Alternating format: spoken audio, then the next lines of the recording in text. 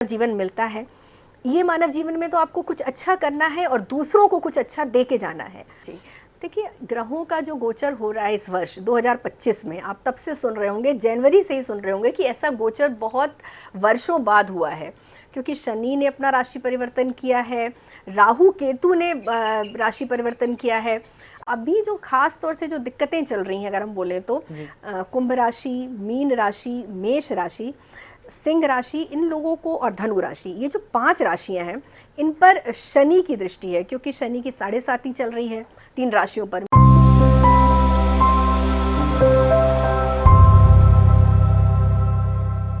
नमस्कार साथियों, कैसे आप सब लोग। उम्मीद करता हूँ कि आप सब लोग बहुत अच्छे होंगे। तो दोस्तों, आज का एपिसोड हमारा बहुत खास होने वाला है, क्योंकि हमारे साथ आज सेलिब्रिटी एस्ट्रोलॉजर रितु सिंह है और जानते हैं आज उनसे ये जो हमारा जो एस्ट्रोलॉजी के बारे में और क्या क्या आज हम वो बताने वाली है। अब हम आगे पूरे एपिसोड में आपको दिखाने वाले हैं। मैम, आपका बहुत बहुत स्वागत है मेरे चैनल बुरहांस में। और सबसे पहले तो आपका देहरादून में बहुत बहुत स्वागत। और जी धन्यवाद। और आप थोड़ा देहरादून के बारे में बताएं, कैसा लगा आपको यहाँ पे आके। देहरादून तो देखिए देव नगरी है, तो देहरादून के विषय में क्या बोलूँ, बहुत अच्छा है। यहाँ जब हम एंटर करते हैं तब से ही यहाँ पर पूरा वातावरण जो है, क्योंकि देखिए गंगोत्री है, जमुनोत्री है, सब आसपास जगह है, तो यहाँ पर आते ही मन एकदम शिवमय हो जाता है और बिल्कुल पवित्र पावन वातावरण है। तो देहरादून मुझे शुरू से ही बहुत प्रिय है। देहरादून और मसूरी बचपन में मैं बहुत आया करती थी तब। तो यहाँ पर आकर बड़ा आध्यात्मिक माहौल है और मन बहुत ज़्यादा प्रसन्न हो जाता है। तो मैम, आगे बढ़ने से पहले हम एस्ट्रोलॉजी पे भी बात करेंगे। हम अभी सावन का जो महीना उस आने वाला उसके बारे में भी बात करेंगे और लोगों के जो राशिफल है, बहुत सारे अनगिनत सवाल हैं। ये टॉपिक ऐसा है कि अगर हम रात दिन बात करते रहें तो भी खत्म नहीं होने वाला है। तो थोड़ा सा पहले आप अपनी जो जर्नी आपने कैसे स्टार्ट करी, ये जो आप एस्ट्रोलॉजी की और इसकी फील्ड में आप आई, कैसे आप आई? देखिए, ज्योतिष की जो जर्नी होती है ना, ये कोई स्टार्ट नहीं करता है। एग्जैक्टली क्या होता है ना कि आप किसी भी चीज़ में, आप अपना करियर कहीं भी बनाते हैं, किसी भी फील्ड बनाते हैं, तो आप सोचते हैं कि आपको इस फील्ड में जाना है, इसमें करियर बनाना है, इसमें आपको बहुत नाम कमाना है। लेकिन एकमात्र ज्योतिष ऐसी विद्या है कि यहाँ पर आप ज्योतिष को नहीं चुनते हैं, ज्योतिष ही आपको चुन लेता है कि मुझे किसको बनाना है या किसको अपना ज्ञान देना है।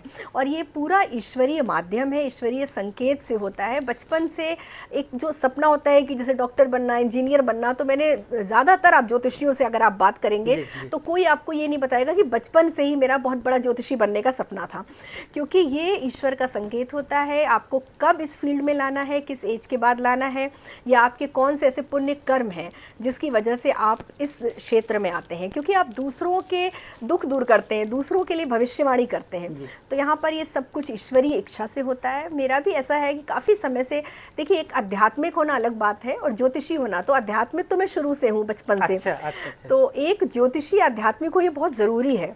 लेकिन हर स्पिरिचुअल व्यक्ति ज्योतिषी नहीं होता, ये आप भी मानेंगे। तो यहाँ पर यही 2 चीज़ों का थोड़ा भेद है। तो आध्यात्मिक तो बचपन से हूँ, लेकिन फिर ज्योतिष की शिक्षा बहुत बाद में ली है मैंने। हाँ, तब भी मुझे 20 इयर्स हो गए। अच्छा। इस फील्ड में। अच्छा मैम, एक चीज़ है, वैसे थोड़ा सा फनी सा सवाल है कि क्या आपकी कुंडली में भी ये लिखा होता है कि आप ज्योतिष बनेंगी कभी? बिल्कुल, देखिए, कुछ ग्रह ऐसे होते हैं जिसको देखकर आप कह सकते हैं कि अगर आप इस विद्या में जाएंगे तो आप एक अच्छे ज्योतिषी बन सकते हैं कि नहीं, जिसमें कि हाँ, मेरी कुंडली में है। मेरी कुंडली में अष्टम में शनि केतु की युति है। अच्छा। और चंद्र मंगल का योग है पंचम भाव में। तो कुछ ऐसे योग होते हैं जो आपको अध्यात्म की तरफ या ज्योतिष की तरफ ले जाते हैं। तो मैम, हम आगे बढ़ने से पहले थोड़ा सा, अभी जो हमारा आधा साल तो चला गया है, जब जुलाई ऑनवर्ड किस राशि में क्या क्या चेंजेस होने वाले हैं? जी देखिए, ग्रहों का जो गोचर हो रहा है इस वर्ष 2025 में, आप तब से सुन रहे होंगे, जनवरी से ही सुन रहे होंगे कि ऐसा गोचर बहुत वर्षों बाद हुआ है, क्योंकि शनि ने अपना राशि परिवर्तन किया है, राहु केतु ने राशि परिवर्तन किया है। 18 मई से राहु और केतु का जो राशि परिवर्तन हुआ है, तो हर राशि पर कुछ न कुछ प्रभाव है। अच्छा। सब पर नकारात्मक प्रभाव भी है, सकारात्मक प्रभाव भी है। तो ऐसा हम नहीं बोल सकते कि मेष से लेके मीन तक सबके लिए खराब है। अच्छा और बुरा दोनों है। डिपेंड करता है कि आपकी जन्म पत्री में कौन सा ग्रह कहाँ है ना। आपकी जन्मपत्री के हिसाब से ही आपको फल मिलता है, क्योंकि एक भविष्यवाणी हम सार्वजनिक तौर पे नहीं बोल सकते। मैं उसमें बहुत विश्वास नहीं करती हूँ कि मेष राशि के सभी जातकों के साथ ऐसा होगा, ऐसा नहीं होता है। जनरली आपकी जो जन्मपत्री है वो बहुत मायने रखती है। तो अभी जो खास तौर से जो दिक्कतें चल रही हैं अगर हम बोलें तो कुंभ राशि, मीन राशि, मेष राशि, सिंह राशि, इन लोगों को, और धनु राशि, ये जो 5 राशियां हैं इन पर शनि की दृष्टि है, क्योंकि शनि की 7.5 चल रही है 3 राशियों पर, मेष, कुंभ और मीन पर, और साथ ही जो सिंह राशि है और धनु है इन पर ढैया चल रही है। तो इस वजह से हम देखें तो ये थोड़ी सी, ये इन राशियों को बहुत सावधान रहना है, आने वाले आगे समय के लिए भी सावधान रहना है। लेकिन ऐसा नहीं है कि सब बुरा ही बुरा होता है, क्योंकि शनि कर्म फल देवता होते हैं, जैसा आप कर्म करते हैं वैसे ही आपको फल मिलता है। तो इसी ड्यूरेशन में जब 7.5 या ढैया होती है उनको अच्छे कर्मों का फल भी मिलता है। तो ऐसा नहीं है, तो इनको थोड़ी सी सावधानियां रखनी पड़ती हैं, कुछ रेमेडीज़ होती है, अगर करते रहेंगे तो इनके लिए कोई दिक्कत नहीं है। मैम एक चीज़ आती है कि जैसे हम लोग क्या, कोई भी क्या अमूमन शनि या ढैया या 7.5 जो शनि का होता है, लोग एकदम से बिल्कुल डर जाते हैं। तो क्या ये मतलब दोनों चीज़ नुकसान भी करता है या फ़ायदा भी करता है या नुकसान करता है? अभी मैं यही आपको बता रही हूँ कि डरते क्यों लोग हैं। देखिए, क्योंकि ये कर्म हमारा रिजल्ट का टाइम होता है ना, जैसे आपने एग्ज़ाम दिया, आपने पूरे साल पढ़ाई की बच्चों ने, और एग्ज़ाम का समय होता है, तो अगर आपने अच्छी कॉपी लिखी है तो आपको अच्छा रिजल्ट ही तो मिलेगा ना। तो शनि जब भी आपकी राशि में आते हैं तो आपको आपके ही कर्मों का फल देते हैं। तो जिन्होंने अच्छे कर्म किए उनके लिए तो बहुत अच्छा है, वो भी इंतज़ार करते हैं ना कि हमें फल कब मिले। तो शनि को हम न्यायाधीश बोलते हैं, लेकिन जिन्होंने बुरे कर्म किए उनको मन मन में पता होता है कि अब तो आफत आने वाली है। तो अब शनिदेव छोड़ते नहीं है किसी को भी। शनि, राहु, केतु ऐसे ग्रह होते हैं, ये छोड़ते नहीं हैं। तो अगर आपने 20 साल पहले भी कोई ऐसा कर्म किया है तो उस समय आपको उसका फल तो नहीं मिला, लेकिन दंड आपको 7.5 में मिलता है। इस वजह से लोग कहते हैं कि 7.5 खराब है, लेकिन मुझे लगता है 7.5 से अच्छा कोई वक्त नहीं होता। अच्छा, तो अगर किसी के कुंडली में अगर ये चीज़ है और ये कितने समय तक रहता है और इसके क्या मतलब उपाय करें? अगर कर्म तो उसने कर दिए पीछे, बिल्कुल, अब इस प्रेजेंट में अगर उसके प्रकोप से बचना है तो क्या वो चीज़ की जाएगी? तो उसको मनाना पड़ेगा। आप देखिए ऐसे ही होता है ना, आप कहीं जॉब करते हैं, आपके बॉस आ गए, अब आपसे गलतियां तो हो गई, ठीक है, रेड मार्क लग गया, लेकिन फिर आप बॉस को मनाते हैं, है ना, अपनी गलतियों का सुधार करते हैं। तो अब ड्यूरेशन जो आप पूछ रहे हैं वो 7.5 साल होता है 7.5 का, और ढैया का 2.5 साल होता है। तो इस टाइम पीरियड में अगर आप अच्छे कर्म करते हैं, और शनि देखिए प्रसन्न कैसे होते हैं, शनि हमेशा प्रसन्न होते हैं दूसरों की मदद करने से। जो लेबर क्लास लोग हैं, जो निचला वर्ग है, अच्छा, अगर आप उनको तकलीफ नहीं देते हैं, आप जैसे आपका इतना सेटअप है, आपके स्टाफ मेंबर्स हैं, तो सैलरी टाइम पर देना, लोगों को, किसी को अनावश्यक परेशान नहीं करना, किसी की बद्दुआ नहीं लेना, ये सबसे बड़ा एकमात्र कर्म है। क्योंकि शनि की लोग पूजा करना शुरू कर दिया है लोगों ने। आप देखें ना, शनि के मंदिर इतने बनते जा रहे हैं, पहले कहाँ शनि के मंदिर हुआ करते थे। शनि देव पूजा से प्रसन्न कभी नहीं होते हैं, शनि देव हमेशा कर्मों से प्रसन्न होते हैं, इनको हम दंडाधिकारी कहते हैं। तो यहाँ पे आप कितना भी तेल चढ़ा लीजिए, कितना भी आप उनकी पूजा करिए, अगर आप अपने घर जाके मेड को समय पर सैलरी नहीं दे रहे हैं, लेबर क्लास को परेशान कर रहे हैं, रिक्शे वालों के पैसे काट रहे हैं, तो शनिदेव कैसे प्रसन्न होंगे। शनिदेव हमेशा, अगर आप चाहते हैं कि उनका आपको अच्छा ब्लेसिंग्स मिले, तो कभी भी अपने अंडर काम करने वालों को तकलीफ मत दीजिए, समय पर उनकी मदद कीजिए। अगर ईश्वर ने आपको समर्थ बनाया है, तो कुछ लेबर क्लास लोग हैं जी, आप हर शनिवार को जाइए, एक छोटा सा भंडारा कर सकते हैं अपनी सामर्थ्य के अनुसार। अच्छा। जरूरी नहीं कि आप बहुत बड़ा भंडारा कीजिए, आप उनको 8 लोगों को ले लीजिए, क्योंकि 8 अंक शनि का होता है। अच्छा। 8 लेबर क्लास को लेके अगर आप समोसे बंटवा दीजिए, भोजन करवा दीजिए, उनको चाय बिस्किट खिला दीजिए, और सबसे अच्छा रिजल्ट होता है जब हम काले गुलाब जामुन देते हैं। अगर आप कितना भी परेशान है, शनि की 7.5 चल रही है, जीरा मतलब दूभर हो गया है, जॉब नहीं मिल रही है, हेल्थ खराब है, आप एक छोटा सा उपाय आपके चैनल के माध्यम से बता रही हूँ, आप करवा के देख लीजिए। 8 लोगों को शनिवार के दिन शाम के समय जाकर काले गुलाब जामुन बांटने हैं इनको, ठीक है। ऐसा आप कम से कम करिए, 7 शनिवार करके देख लीजिए, जीवन की आधी समस्याएं दूर हो जाएंगी। तो ये एक बहुत अच्छा उपाय होता है। गुलाब जामुन उपलब्ध नहीं है, आप उनको पैसे दे दीजिए, उनको क्या आवश्यकता है आप ये ध्यान दीजिए, ठीक है। कोई व्यक्ति है, किसी की फीस नहीं जा पा रही है, कोई किसी की हेल्थ खराब है, दवाइयाँ दान कर सकते हैं। बस सिर्फ एकमात्र ये उपाय है कि आप अच्छे कर्म कीजिए, दूसरों की मदद कीजिए, शनि आपका कुछ नहीं बिगाड़ेंगे। तो मैम ये जो जैसे जो ये चीज़ें आप बता रही हैं, ये इसको कितना ड्यूरेशन लगता है कि उसको मतलब ठीक होने में? जैसे अभी मैंने सपोज मैं हूँ, मैं कोई चीज़ आज से स्टार्ट कर रहा हूँ, तो कितना समय लगेगा मेरे को मतलब मेरा जो शनि हो ठीक होने में? देखिए, अगर आप श्रद्धा से विश्वास के साथ करेंगे तो हो सकता है एक बार करने के बाद ही आपको रिजल्ट मिल जाए।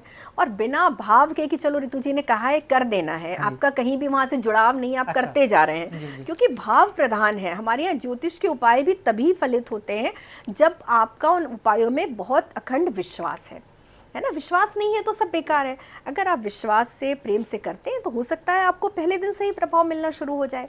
तो इसका कोई भी ऐसा निश्चित ड्यूरेशन नहीं होती है। आपको रिजल्ट एक बार करके भी मिल सकता है, 2 बार करके भी, 5 बार करके भी, लेकिन अगर आप निश्चित प्रेम से करते जाते हैं तो मेरे ख्याल से 4 या 5 बार के बाद आप देखेंगे आपको फ़ायदा मिलना शुरू हो जाएगा। अच्छा मैम, जैसे अभी जो ये एक शनि की दशा आप बता रहे हैं कि थोड़ा सा 5 राशियों में हमारे ये अभी है, इसके अलावा और कौन सा ग्रह है जो मतलब हैवी है अभी जो है राहु और केतु, क्योंकि भी राहु कुंभ राशि में है और शनि सिंह राशि में आ गए हैं, तो 18 मई के बाद से। मैं एक आगे बढ़ने से पहले मैं एक चीज़ पूछना चाहूँगा कि जैसे शनि का बताया आपने, तो शनि किस टाइप से नुकसान करता है, राहु किस टाइप से नुकसान करता है?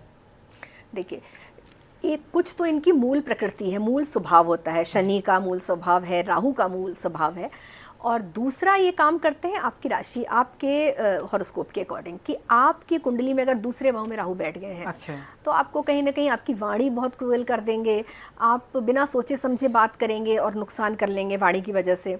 नशे की कोई आदत दे देते हैं दूसरे भाव में अगर राहु है, अगर नीच के हैं, बहुत सारी चीज़ें मैटर करती हैं, है ना। अच्छा, कि किस स्थिति में है, किन किन ग्रहों का प्रभाव है, किसकी दृष्टि पड़ रही है। अगर आप एक बात करें तो राहु क्या करते हैं, राहु भ्रम पैदा करते हैं, ठीक है। आपकी लड़ाई शुरू हो जाएगी, आपके वाइफ के साथ शुरू हो जाएगी, आप शक करने लग जाएंगे, ठीक है। अगर आप कहीं गए, आपको लगेगा ऐसा ना हो गया हो, है ना, नेगेटिव बहुत सोचने लगेंगे। तो राहु एक पूरा धुआं, हम कहते हैं ना, राहु छाया ग्रह है, तो चारों तरफ वो एक भ्रम पैदा कर देता है, उस भ्रम की उसमें आकर आपकी दिक्कतें शुरू होती हैं। शनि, जैसे मैंने पहले बोला, कर्मफल देवता, और शनि क्या करते हैं, आपको डिटैच कर देते हैं, एकाकी कर देते हैं। और शनि ये चाहते हैं कि आप बहुत ज़्यादा मोह माया में लिप्त मत होइए। अच्छा, शनि डिटैचमेंट देते हैं आपको, विरक्त करना, है ना, कि आपको लगेगा, आपके परिवार वाले भी कहेंगे भाई अचानक से इनको क्या हो गया, ठीक है, अभी तो बड़ा पार्टीज कर रहे थे, अचानक से क्यों ऐसे हो गए। राहु और केतु का स्वभाव बता दूं, केतु जिस भाव में रहता है आपको उस भाव से विरक्ति प्रदान करता है। केतु और शनि का स्वभाव करीब करीब सिमिलर है। अच्छा, केतु भी आपको कहते हैं ना 12वें भाव में केतु मोक्ष प्रदान कर देते हैं। अब वही केतु अगर आपके बैठ गए पंचम भाव में, तो अच्छा खासा आपका रिलेशनशिप चल रहा है, ब्रेकअप शुरू हो जाएगा, क्योंकि आपको विरक्त करते जाते हैं। सप्तम भाव में केतु आ गए तो मैरिड लाइफ के प्रति आपको उदासीन कर देंगे, ठीक है, आपकी लड़ाइयाँ शुरू हो जाएंगी। केतु ये चाहता है कि आप मोह मत रखिए, ठीक है ना। जहाँ भी केतु है उस संबंध में, उस स्थिति में आपको उससे अगर थोड़ी सी आप मोह भंग कर लीजिए तो केतु आपको बहुत अच्छा प्रभाव देते हैं। इसीलिए हम कहते हैं कि केतु अध्यात्म का कारक होता है। अगर आपका केतु अच्छा है आप तभी पूजा पाठ कर पाएंगे, अगर केतु अच्छा नहीं है तो आप लाख कोशिश करिए, आप पूजा पाठ नहीं कर पाएंगे। अच्छा, तो जैसे आपने शनि के लिए तो बता दिया कि आपको कर्म करना अच्छे से करना पड़ना, और राहु के लिए और केतु के लिए क्या ऐसे उपाय होते हैं जो मतलब दूर किया जाए दोष? देखिए, अभी तो राहु जो सबसे ज़्यादा प्रबल हो रहा है बच्चों में या लोगों में, तो सबसे बड़ा उसका कारण है कि फ़ोन का इस्तेमाल बहुत ज़्यादा हो रहा है, बहुत ज़्यादा अनावश्यक। देखिए, जहाँ ज़रूरत है, अगर आपको फ़ोन की आवश्यकता है, ठीक है, आपका भाई आजकल सोशल मीडिया का ज़माना है, लेकिन जब आप अनावश्यक समय व्यर्थ करते हैं, फ़ोन बहुत बड़ा कारण आजकल आप बहुत देख रहे हैं कि फ़ोन को लोग वॉशरूम में ले जाते हैं, ये इतना बड़ा कारण है राहु खराब करने का। आप कुछ भी कर लीजिए, कितने कर्म कर लीजिए, आपको रिजल्ट नहीं मिलता है, क्योंकि राहु, आप एक बात बताइए, आप आजकल फ़ोन से ही, हम ऑफिस के काम भी आप कर रहे हैं, है ना, तो कितने काम आपके फ़ोन से होते हैं, एक मिनी ऑफिस है ना आपका फ़ोन, तो एक तरह से वो पूजा की चीज़ हो गई ना आपके लिए, ठीक है। तो आप उसको आप वहाँ ले जा रहे हैं वॉशरूम में, तो ये बड़ा कारण है। दूसरी बात है कि लोगों में पेशेंस बिल्कुल नहीं रह गया है, तुरंत लोग गाली गलौज पे उतर आते हैं, छोटी छोटी बातों पे लड़ाइयाँ होने लग गई हैं। ये राहु को ख़राब करने के पीछे इसका बहुत बड़ा योगदान है। दूसरा, आप जितना स्वच्छ रहते हैं, राहु क्या है, गंदगी में बोलते हैं ना कि भाई नहाते नहीं हैं लोग, ठीक है, तो अगर आप पूरा स्वच्छ रहते हैं, मेडिटेशन करते हैं, ईश्वर की आराधना करते हैं, तो राहु आपका कुछ नहीं बिगाड़ते हैं। केतु की अभी भी मैंने आपको बताया कि राहु क्या है, सिर है, और केतु धड़ है। तो राहु जिसका प्रबल होगा उसको बड़ा विचारों का ना झंझावात रहेगा, उसके दिमाग, कभी उसका दिमाग आप शांत नहीं देखेंगे, विचार चलते रहेंगे उसके दिमाग में। और कर्म में वो आप देखेंगे कर कुछ नहीं रहा है, लेकिन विचार बहुत होंगे, प्लानिंग्स बहुत बड़ी बड़ी होंगी। केतु क्या करता है, केतु उसको कर्म करता है, अप्लाई करता है, काम करता है, लेकिन भ्रमित दोनों ही ग्रह करते हैं, ठीक है। और उपाय इनका सीधा सीधा यही है कि देखिए राहु अगर बहुत परेशान कर रहा है तो आप सबसे पहले तो एक चांदी के गिलास में पानी पीना शुरू कर दीजिए। एक टाइम का भोजन अगर आप किचन रसोई में बैठ के करते हैं, इतना बेस्ट उपाय है राहु का, आप करके देख लीजिए। इतने लोगों को मैंने बताया है लेकिन इससे इतना फ़ायदा हुआ है। बड़े बड़ी पूजा, बड़े ये स्टोन, बहुत दुनिया भर के उपाय कर लीजिए और एक समय का भोजन आप किचन में कीजिए। राहु आपको कभी नकारात्मक प्रभाव नहीं देगा। केतु को ठीक करना है, आपके आसपास कोई नीम का पेड़ है उसमें आप रेगुलर जल डालना शुरू कर दीजिए। 1 लोटा जल आप केतु के लिए और नीम के पेड़ में डालिए। दूसरा, डॉग्स को अगर आप फीड कराते हैं, बिस्किट खिलाते हैं, यहाँ एक चीज़ बहुत ध्यान देने वाली बात है। जैसे मैं बता देती हूँ चैनल्स पे कि आप डॉग्स को बिस्किट खिलाइए, तो लोग क्या करते हैं, ये पार्ले बिस्किट खिलाना शुरू कर देते हैं, तो उससे नुकसान ज़्यादा हो जाता है क्योंकि उनको मीठे बिस्किट नहीं खिलाने चाहिए। तो थोड़ा सा ये ध्यान रखें, फीके जो बिस्किट हैं वो आप रेगुलर खिलाइए। सिर्फ 2 उपाय, राहु के लिए किचन में खाना, केतु के लिए डॉग्स को आप बिस्किट खिलाना। आप ये करके देखिए। और डॉग्स को तो हम कहते हैं ना, डॉग्स को जो लोग बिस्किट खिलाते हैं उनको कभी उनकी दुर्घटना नहीं होती है। ये बहुत बड़ा, आजकल देखिए इतनी दुर्घटनाएं हो रही हैं, तो अगर आपको बचना है कि एक्सीडेंट्स ना हो, तो अगर आप डॉग्स को की सेवा करते हैं, स्ट्रीट डॉग्स की, तो कभी भी दुर्घटना नहीं होती। क्योंकि ये लोग ऐसी जीव है ना, ये आपकी परेशानी अपने ऊपर ले लेते हैं। ये उपाय है। और शनि का मैंने आपको पहले ही बताया, ये 3 ग्रहों से लोग बहुत डरते हैं, लेकिन ये 3 ग्रह अगर अच्छे न हो कुंडली में तो कोई तरक्की भी नहीं कर सकता है। अगर आपकी जो प्रोग्रेस है, जो पैसा है, धन भी ये शनि राहु ही तो देते हैं ना। आपको जुनून राहु देता है कुछ करने का, कि आप चले भाई 9 to 5 आप जॉब कर रहे हैं और बहुत संतुष्ट हैं, ठीक है, बच्चे की फीस जा रही है ना, अपना राशन पानी आ रहा है, निश्चिंत है। तो ये एक जो आरामदायक जिंदगी है, राहु अच्छा नहीं है तो आपको इसी में संतुष्टि हो जाएगी। राहु अगर आपका थोड़ा सा प्रबल हुआ तो आप कभी भी चैन से नहीं बैठेंगे। अगर आप 1 लाख कमाते हैं, आपको लगेगा 2 कैसे करें, 2 है तो 3 कैसे करें, 10 कैसे करें, और ये ज़रूरी भी है। इसीलिए राहु को अच्छा होना, राहु को ठीक करना बहुत आवश्यक होता है। आध्यात्मिक पूजा पाठ में बहुत ज़्यादा हाँ विश्वास रखते हैं। दूसरा आदमी वो अपने कर्मों पे ज़्यादा विश्वास रखता है। तो आप किसकी तरफ हैं, पूजा वाले की तरफ या कर्म वाले की तरफ, मतलब अच्छे कर्म यानी बुरे कर्म? देखिए, हम कहते हैं ना कि 50% कर्म होता है और 50% भाग है। कभी भी हम ये नहीं कहते कि आप सिर्फ पूजा पाठ कीजिए, कर्म मत कीजिए, है ना। गीता में भगवान कृष्ण ने भी कहा हुआ है, तो गीत की मतलब बिना कर्म किए तो आप फल की इच्छा कर ही नहीं सकते। तो दोनों का 50-50% योगदान होता है। जैसे होता है ना कि एक लॉकर की चाबी अगर आपके पास होती है, एक बैंक मैनेजर के पास होती है, तो आपको अगर अपने भाग्य की चाबी खोलनी है तो दोनों काम करने हैं। सिर्फ देखिए, आप कुछ लोग देख रहे हैं बहुत अच्छा कर्म करते हैं, 99% उनके आ जाते हैं, 1% से जॉब रह जाती है या पीछे रह जाते हैं। तो वो जो 1% लास्ट वाला है, वो आपका भाग्य, आपकी डेस्टिनी, आपका ईश्वर के प्रति समर्पण है। अगर ईश्वर हाथ थाम लेते हैं, भगवान ने हर जगह कहा है ना कि जो उनको पूछता है ना, ये यथा माम प्रपद्यन्ते ताम स्थैव भजाम में हम, जो मुझे जैसा पूछता है भजता है, मैं उसको वैसे ही भजता हूँ। तो ईश्वर भी बड़े पार्शियल हैं, है ना, ईश्वर अपने लोगों का बड़ा पक्ष लेते हैं। तो आप कितने भी आप कर्म कीजिए, इसलिए मैं लोगों को कहती हूँ कि एक तरफ नहीं, आप कर्म कीजिए और वो सब कर्म को ईश्वर को समर्पित करते चलिए। देखिए आपका काम कैसे नहीं बनता है। तो दोनों का योगदान है, किसी एक का नहीं बोल सकते। पे भी थोड़ा सा पीछे रह जाते हैं तो बोलते हैं कि बाकी मेरा तो किस्मत ही खराब है, है ना। और उस किस्मत का हमारी जो जन्म कुंडली है उससे कितना कनेक्शन है? क्या ये सारी चीज़ें उसमें पहले से ही लिखी रहती है अगर कुंडली सही बनी हो किसी की? पूरा कनेक्शन है। देखिए, जन्म पत्री क्या है, जब आपका जन्म होता है ना, तो जो आकाश में ग्रहों की स्थिति होती है, नक्षत्रों की स्थिति होती है, उसका एक फोटो खिंच जाती है, वो आपकी जन्म पत्री आपके हाथ में आ गई। अब आपको ये मिल गया और ऐसी हाथ की हालत है। देखिए, जैसे अगर राइट हैंड है हमारा, इसमें आपके प्रारब्ध पूर्व आप क्या लेकर आए हैं, ठीक है, लेफ्ट हैंड में, सॉरी, और राइट हैंड आपका वर्तमान है कि आप क्या कर्म इस जन्म में कर रहे हैं।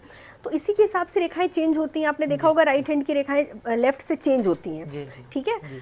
तो ऐसी ही जन्म पत्री अब आपको भगवान ने दे दिया कि भाई ये आपका राजयोग है, ये आप में बुधादित्य योग है। अब आप उसको इनहेंस कैसे कर रहे हैं, ठीक है। ये बिल्कुल ठीक है कि डेस्टिनी निश्चित होती है, लेकिन वो बनती तो आपके कर्मों से ही है ना।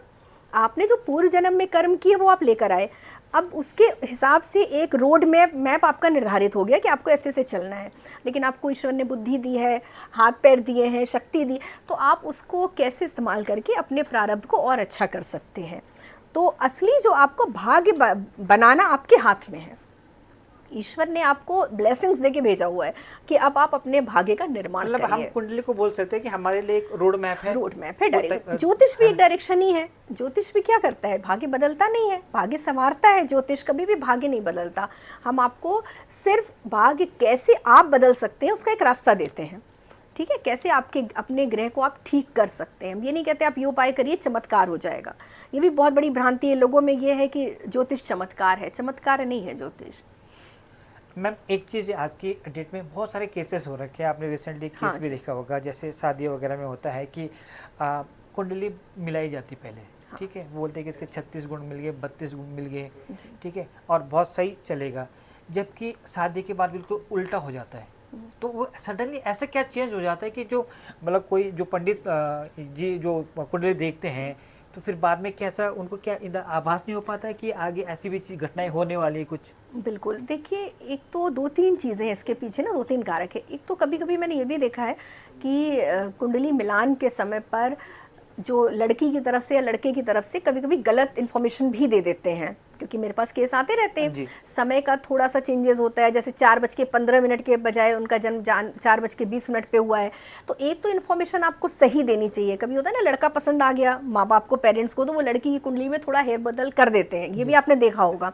तो एक तो ये रीज़न भी होता है। दूसरा है कि बहुत कुछ है, आपकी परिस्थिति, आपका कैसे आपकी अपब्रिंगिंग हुई है, कैसे आप आजकल का माहौल है ना, हम कहते हैं देश काल परिस्थिति का बहुत प्रभाव पड़ता है। अब पहले क्या था, लड़कियां इंडिपेंडेंट नहीं थी, ठीक है, कुंडली के गुण तो तब भी वही था और आज भी वही हाल है, ठीक है, मिलना अच्छी बात है, लेकिन उसके साथ और भी बहुत सारी चीज़ें हैं जो मायने रखती हैं, है ना, तो उस पर लोग ध्यान नहीं देते। लोग कुंडली मिलान कर लेते हैं कि 36 में से 32 गुण मिल गए, बट मैं जब भी कुंडली मिलान करती हूँ तो इंडिविजुअल कुंडली ज़रूर देखती हूँ। जैसे लड़के की इंडिविजुअल कुंडली भी आप देखिए कि उसका क्या स्वभाव है। सिर्फ ग्रह मिलने से कभी भी शादी नहीं टिकती, ऐसा नहीं है कि आपके ग्रह मिल गए तो शादी टिक गई। बहुत सारे घटक हैं, बहुत सारी चीज़ें हैं जो देखनी पड़ती हैं, जो लोग इग्नोर कर देते हैं, नहीं देखते हैं।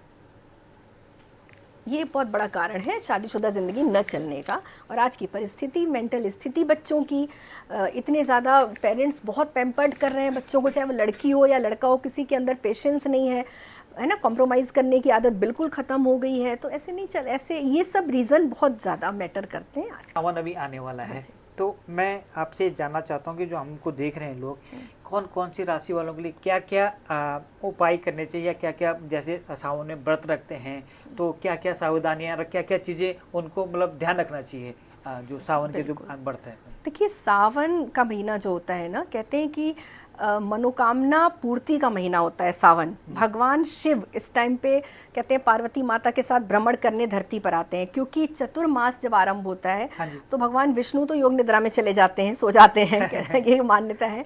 तो ये जो 4 महीने का समय होता है, यहाँ पर शिव जी के हाथ में सृष्टि आ जाती है।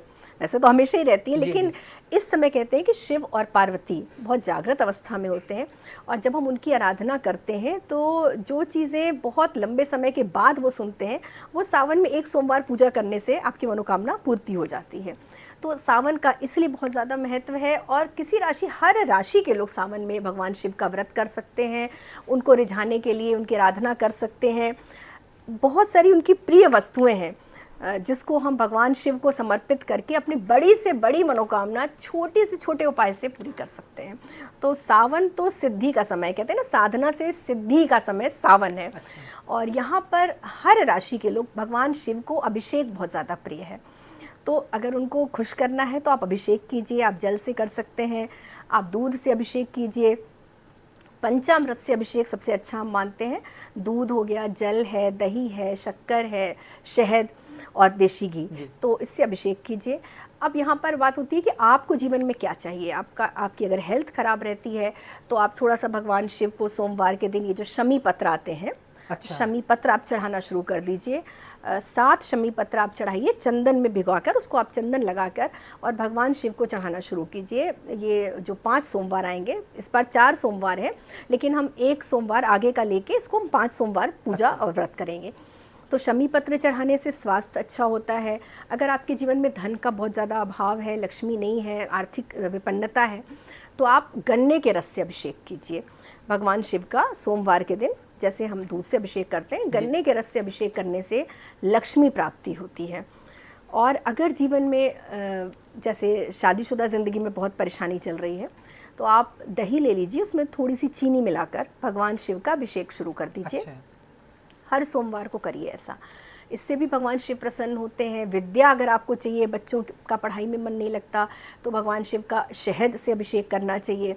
अब यहाँ पर हम ये भी देख सकते हैं कि आपके जीवन में राहु की परेशानी चल रही है, केतु की चल रही है, राहु की चल रही है, तो लोग दूर्वा से अभिषेक करवाते हैं। अच्छा। भगवान शिव का जो जल होता है उसमें दूर्वा डालकर और उससे अभिषेक होता है। तो इस तरह के अभिषेक से आप अपनी परेशानी दूर कर सकते हैं। बिल्व पत्र सबसे ज़्यादा पसंद है भगवान शिव को। तो कोई भी अगर आपकी कामना है, अगर आप 30 दिन लगातार बिल्व पत्र भगवान शिव को अर्पित कीजिए, तो आपकी कामना निश्चित तौर पर पूरी हो जाती है। कहते हैं कि भगवान शिव को बिल्व पत्र से अच्छा कुछ नहीं लगता। और कुछ लोग देखिए सावन में सिर्फ सोमवार को व्रत रखते हैं या पूजा करते हैं, लेकिन पूरे महीने, पूरे मंथ का ही बहुत ज़्यादा महत्व है। तो 30 दिन के लिए आपको कोई एक नियम या एक व्रत लेना चाहिए। जैसे आप कोई नियम आप कर लीजिए, खाने की कोई वस्तु आप छोड़ सकते हैं, या आप ये नियम लीजिए जो सबसे अच्छा है, जो मैं बहुत लोगों को करवाती भी हूँ और उसका बहुत अच्छा रिजल्ट है, कि आपको हर दिन शिवालय जाना है, या आप सुबह जाइए या शाम को जाइए, और भगवान शिव पर 108 मात्रा में कोई भी चीज़ अर्पित कीजिए। चाहे आप 108 दाने चावल के चढ़ाइए, 108 गिनती करके। अच्छा। है ना, या 108 शमी पत्र आप भगवान शिव को अर्पित कीजिए। श्वेत आर्क के पुष्प उनको बहुत पसंद हैं, आप वो ले सकते हैं। पंखुड़ी ले सकते हैं, कुछ भी जो आपको उपलब्ध है आप भगवान शिव पे अर्पित कीजिए। और 30 दिन का आप ये संकल्प लीजिए कि भगवान शिव को डेली हमें 108 की मात्रा में कोई चीज़ चढ़ानी, और अपनी कामना आप बोलिए उनसे। आप देखिए निश्चित तौर पर आप भगवान शिव आपकी कामना पूरी करेंगे और उनका आशीर्वाद आपको मिलेगा। क्योंकि 108 और रुद्राक्ष सबसे अच्छा है, तो आप 108 रुद्राक्ष भी चढ़ा सकते हैं। अच्छा, तो मैम इसके लिए क्या मंदिर ही जाना है? अगर किसी के घर पे अगर शिवलिंग बना हुआ तो वो वहाँ पे भी कर सकते हैं? देखिए घर पर आप शिवलिंग पे पूजा कर सकते हैं, जल चढ़ा सकते हैं। हाँ, लेकिन जहाँ मंदिर, एक एनर्जी होती है ना, आप जब शिवालय जाते हैं तो वहाँ पर जो एनर्जी होती है भगवान की, ईश्वर की, हम उतने नियम घर में नहीं कर सकते ना जितना शिवालय में होता है। तो अगर आपको चाहिए कि जल्दी आपकी इच्छा पूरी हो, जल्दी भगवान शिव प्रसन्न हो, तो शिवालय जाना चाहिए। मुझे लगता है कि शिवालय जाकर जो हम करते हैं शिव जी पे जल चढ़ाना, वो रिजल्ट हमें घर पर नहीं मिल पाता है, क्योंकि घर पर उतने नियम नहीं हो पाते हैं जितने, और वहाँ पे इतने लोग आते हैं आस्था के साथ, कितने लोगों की आस्था जुड़ी होती है। तो ज़रूर ये ज़रूरी है, और हो सके तो सावन में एक न एक ज्योतिर्लिंग के दर्शन भी अवश्य करने चाहिए। अच्छा मैम, एक चीज़ आती है कि मतलब जैसे अभी कांवड़ यात्रा भी चलती है, तो क्या हरिद्वार से जो गंगा जल ला के ये मतलब बहुत ज़रूरी है क्या इसमें, जो सावन के महीने में, या जैसे आप बता रहे कि किसी भी शिवालय में जाके जो आपने विधि बताई? हाँ, बिल्कुल। देखिए वो तो आपकी श्रद्धा, आपकी सामर्थ्य और आपकी शक्ति पर निर्भर है कि आप कांवड़ ला सकते हैं, जा सकते हैं। अगर आप ला सकते हैं, आपकी श्रद्धा है, तो बहुत अच्छी बात है। गंगा जल तो सब एक समान है ना। अगर आप नहीं ला सकते कांवड़, तो आपके पास गंगा जल है, हरिद्वार का हो या फिर कहीं का भी गंगा जल हो, भगवान शिव पर आप पूरे मन से अर्पित कीजिए।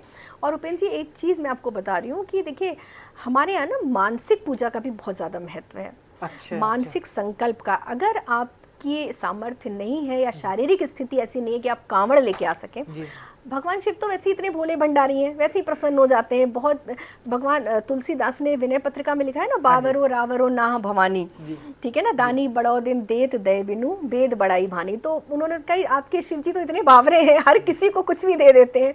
तो भगवान शिव एकमात्र ऐसे देवता हैं जिनकी आराधना आप मन से, आप एक लोटा जल भी चढ़ा दीजिए तो आपको पूरी लोगों की संपत्ति देने वाले हैं भगवान शिव। तो आप मन से संकल्प कीजिए कि मैं कांवड़ लेकर आया हूँ हरिद्वार से और ये मैं आपको अर्पित कर रहा हूँ। तो इतने हमारे भोले भंडारी तो वैसे ही प्रसन्न हो जाते हैं। तो उनके लिए तो सब कुछ संभव है।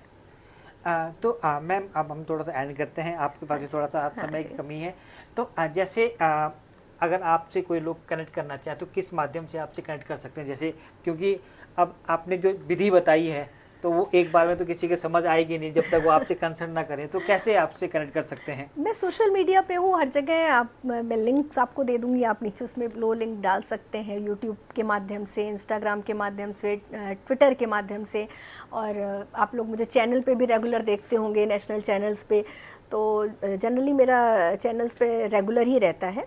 तो वो आप सर्च करके मैं आपको दे दूंगी और आप उसमें ऐड कर सकते अच्छा हैं। मैम, मैं अपने वीडियो में लास्ट में एक मैसेज दिलाता हूँ, नशा मुक्ति पे ना आजकल हाँ के जी। जैसे यंग जनरेशन है इसकी ओर बहुत ज़्यादा बढ़ रही है। हाँ। तो आप मेरे जो व्यूअर्स हैं उनके लिए एक मैसेज दे दीजिए नशा के ऊपर कि नशा ना करें, नशा। नहीं, मैं तो बल्कि ये आपको, आपके व्यूवर्स को मैसेज दूंगी कि नशा करिए, लेकिन क्या नशा करना है आप ये देखिए ना। जो एक व्यक्ति जो नशा करता है बहुत ज़्यादा, ठीक है, नशेड़ी है, उसकी आप नशा आप कैसे छुड़ाएंगे। होता है ना, ये बिल्कुल सेम ऐसी स्थिति है कि जो जैसे बच्चे को अगर हमें कोई ऐसी चीज़ आदत छुड़वानी है तो उसके हाथ में खिलौना दूसरा देना पड़ता है ना। तो आप अपने नशे को, अपने जुनून को अच्छी चीज़ में लगाइए, किसी और चीज़ में। जो आपका नशा है, हम कहते हैं ना कि ये क्या, कोई भी व्यक्ति जो सक्सेसफुल बनता है उसके अंदर कोई ना कोई नशा ही होता है ना, ठीक है। तो आप अपनी एनर्जी को पहचानिए और उस एनर्जी को, जो जुनून जो ईश्वर ने आपको दिया है, जिसको आप नशे की तरफ बर्बाद कर रहे हैं जाके, उसको आप किसी अपनी अच्छी चीज़ों में, अपनी कोई रुचि के काम में लगा दीजिए। देखिए आपको वही आनंद की प्राप्ति, और बल्कि मैं कहूँगी उससे कई गुना ज़्यादा आनंद की प्राप्ति होगी। हर किसी को नशा है, ऐसा नहीं है। मुझे ज्योतिष का नशा है, आपको मीडिया में आप अपने चैनल कर रहे हैं उसका नशा है, एक कवि है उसको कविताएं लिखने का नशा होता है, सिंगर को, गायक का। तो देखिए दुनिया उनकी उपलब्धि को मानती है, उनकी जय जयकार करती है, वो सेलिब्रिटी बनते हैं। लेकिन ये नशा जो आप करते हैं, इससे बुरा तो कुछ नहीं, इससे तो आप अपना भी नुकसान करते हैं, समाज का भी नुकसान करते हैं, एक बड़ा गलत मैसेज भी जाता है। तो इस नशे को आप परिवर्तित कर दीजिए, इसको आप अलग किसी दिशा में, बस केवल दिशा परिवर्तन कर दीजिए। कहते हैं ना कि दृष्टि बदल दीजिए, सृष्टि बदल जाएगी। तो सिर्फ इतना सा छोटा सा मैसेज है, अगर ये आप करते हैं तो आप देखिए आपको आप प्रसिद्धि भी मिलेगी, धन भी मिलेगा, है ना, जय जयकार भी मिलेगी। तो बिल्कुल नशा तो हर हाल में छोड़ना ही है, क्योंकि नशा नहीं छोड़ा तो फिर तो जीवन का मोल ही नहीं है ना। मानव जीवन, इतनी मुश्किल से ये मानव जीवन मिलता है, ये मानव जीवन में तो आपको कुछ अच्छा करना है और दूसरों को कुछ अच्छा दे के जाना है। तो नशा तो किसी भी हालत में स्वीकार के योग्य नहीं होता है। तो दोस्तों आज हम इस जो एपिसोड को यहीं पे समाप्त करते हैं और आपसे मिलेंगे नेक्स्ट किसी ऐसे सेलिब्रिटी के साथ। मैम आपका बहुत बहुत धन्यवाद और आपका समय देने के लिए। और दोस्तों अगर आप लोगों को ये हमारा जो आज का एपिसोड अच्छा लगे तो लाइक, सब्सक्राइब और कमेंट जरूर करें।